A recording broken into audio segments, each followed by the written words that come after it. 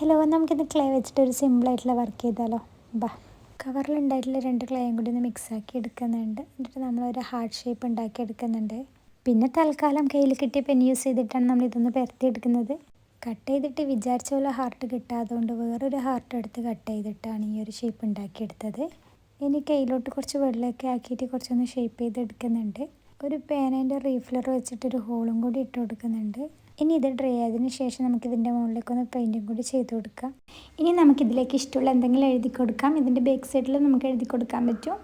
3 കൂട്ടുകാർ വന്നിട്ട് ഹായ് പറയാൻ പറഞ്ഞിട്ടുണ്ടായിരുന്നു. റിഹ ഫാത്തിമ, അൻഷിക പി, ഷംന ഫാത്തിമ, 3 പേർക്ക് എൻ്റെ ഒരു ബിഗ് ഹായ്. പിന്നെ ഒരു ബ്ലാക്ക് ത്രെഡ് എടുത്തിട്ട് ആ ഹോൾ ടൈലേക്ക് കൂടി ഒന്ന് കെട്ടിക്കൊടുത്തിട്ടുണ്ട്. അപ്പോൾ നമുക്കൊരു ക്യൂട്ടായിട്ടുള്ളൊരു മാല ഇവിടെ റെഡി ആയിട്ടുണ്ട്. പിന്നെ ഇത് നമുക്ക് കീ ചെയിനാക്കിയിട്ടും യൂസ് ചെയ്യാം കേട്ടോ. അപ്പോൾ ഇത് സിമ്പിളായിട്ട് ചെയ്തെടുക്കാൻ പറ്റും. അപ്പോൾ ഇഷ്ടപ്പെട്ട ലൈക്ക്, കമൻറ്റ്, ഷെയർ, സബ്സ്ക്രൈബ്. അപ്പോൾ ശരി എന്നാൽ ബൈ.